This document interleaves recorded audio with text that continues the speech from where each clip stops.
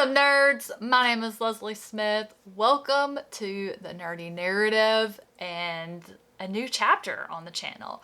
I'm going to try something new and I'm going to bring you all along on the journey as I try it out for the first time. What am I talking about? I'm talking about annotating. For those of you who have been around the channel, whether it's been a month, several months, years, you know that I have a journal. I always have a reading journal where I write down all the notes about all the books that I'm reading. So annotating is taking that just a little bit of a step further. I know a lot of people don't like annotating because they don't want to mark up their books, which I am absolutely not going to do. I just don't think I'll ever be able to write in a book. So I'm going to show you my method to get around that. Now I do tab my books, but I'm a little OCD and I've always removed the tabs after I finish reading the book. This is something I want to try, especially because I am a serial rereader. I reread my books over and over and over. And I want to have the ability to see what stood out to me the first time I read it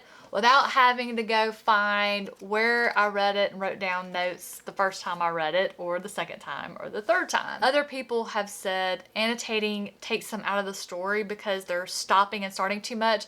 I already do that. I stop so frequently to either write down a note in my journal, mark a quote with a tab, because I want to make sure I refer to that when I write my review. Here are some of the things that I'm going to be using starting this annotating journey. First up, I got some big 4x6 note cards, and what my idea here is, this is going to be character cards. I try to notice if there's something mentioned about a character that I think might come into play later, or if I want to remember how they entered the story. If it's somebody that I think is going to be important and have a lot of development over the series, I want to have this beside me and making notes the whole time. Now you might be thinking, why don't you just tab that? That is a valid point. But I want to have a roadmap right beside me as I read and not go flipping back through the tabs. Yeah, it makes better sense, doesn't it?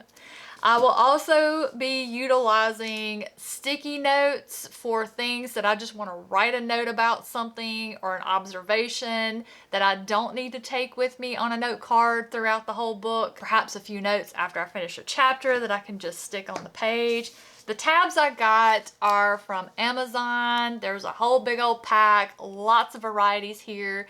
I am not going to assign specific things to a certain color. I'm just going to go with whatever I feel like using at the time that I start a book. I really won't know everything that I'll be tabbing until I read the book, and it will also depend on genre. There are a few things that will be commonly shared between books, such as I will probably tab things that I love or something that evokes a strong emotional response to me that I want to make sure that I tap into when I'm writing the review. I'll also be looking for anything that might point toward what the theme may be for the story. Other things that I'll probably tab: world building, atmosphere, anything that I might interpret as possible foreshadowing, major plot points, a quote or description that I think is a great example of the author's writing style. That's going to get a tab. So that's just a few for reference. There's really no telling how far I'll get into it.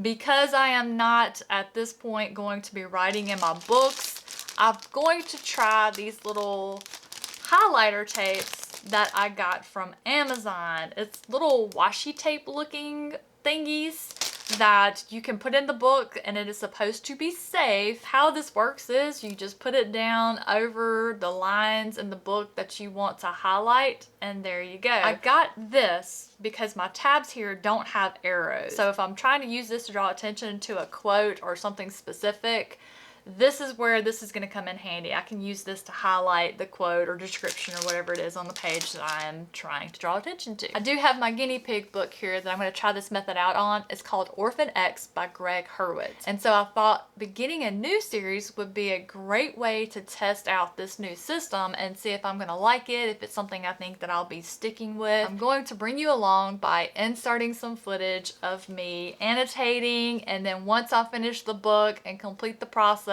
and write the review, I'll come back and tell you about my experience, just how much time it took compared to my current method.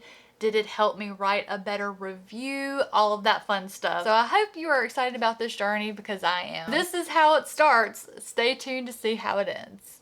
What's up, guys? So I am quickly checking in, and I'm doing it on my cell phone, so I apologize for the lesser quality video and sound.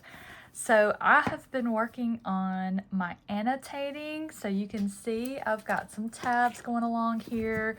What I'm doing is, as I find something that I want to tab, I just stick one here and I write on it what it's for. So character development, orphan commandments, which I think I mentioned in my intro that I believe there are 10. And as I'm finding them, I've got my index card here that I've got to the side that I'm writing them down so I can keep track of them.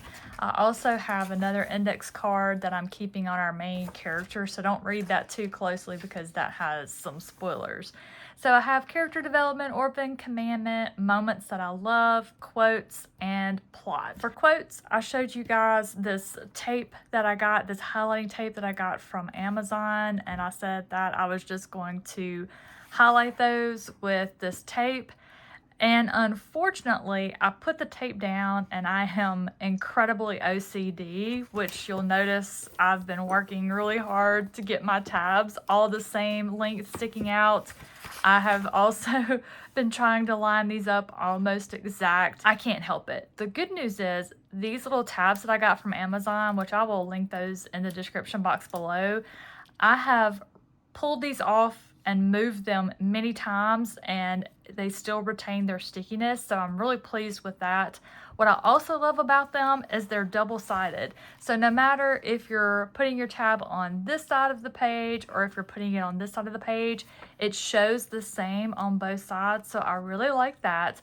Moving it around, easy as cake. What I'm using to write on these is a little Sharpie pen. I don't know what I did with my test strip, but I used a Sharpie permanent marker. I used a Sharpie gel pen. I also tried my 2 Tombow brush pens, and this one dried down the fastest. So that's the one I chose to go with there. But unfortunately, when I went to put down the highlighting tape, which I doubt it shows on this camera very well, I'll try, you might be able to see it.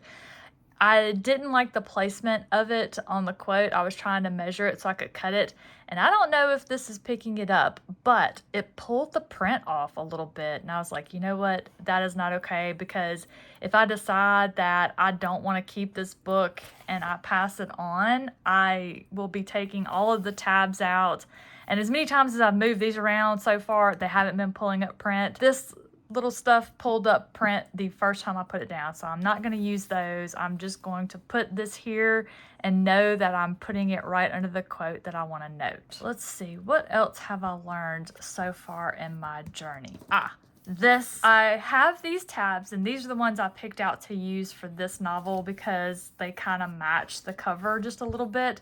And I noticed that there are a lot of same or similar colors. So what I'm doing is, as I assign a tab, I'm reorganizing them on here. So like you can see, they match up in order because I wasn't moving them when I first started and I was getting the colors confused with the ones surrounding it. So as I'm picking them out and assigning them, I'm just moving around, and that way when I get ready to use one, I don't have to use the Da Vinci Code to try and figure out what I did. So that makes it easy for me. And while the urge is there to tab a lot of stuff, I'm actually thinking, is this relevant to my review? Is it something I really need to tab? Does it actually have any bearing on the plot, the review, what I want to tell people, what I want to remember, or is it just something I enjoyed reading? Also, up until this point, I have strictly utilized the audiobook for this novel, and you might be wondering, Leslie, how on earth did you remember what you wanted to tab?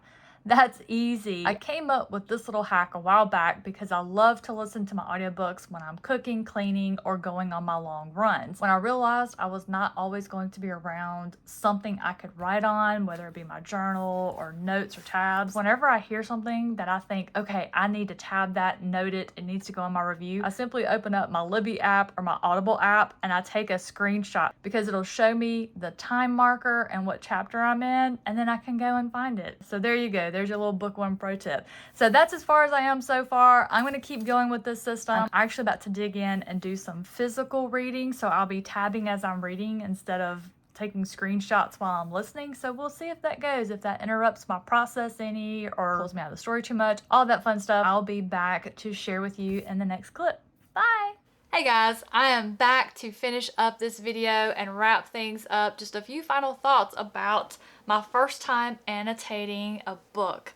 I liked it. I really enjoyed it. I thought it was fun. I thought it was a better way to keep track of everything, and I will absolutely be continuing. My OCD is not triggered by this. Now, I was triggered because I was trying to get my tabs as even as possible. I like these tabs. I like that they're the same color from either direction, so no matter what side of the page I put them on, they look the same. As of now, I am still not writing in my books. I just don't think I'll ever be able to bring myself to do that. What I did do was this.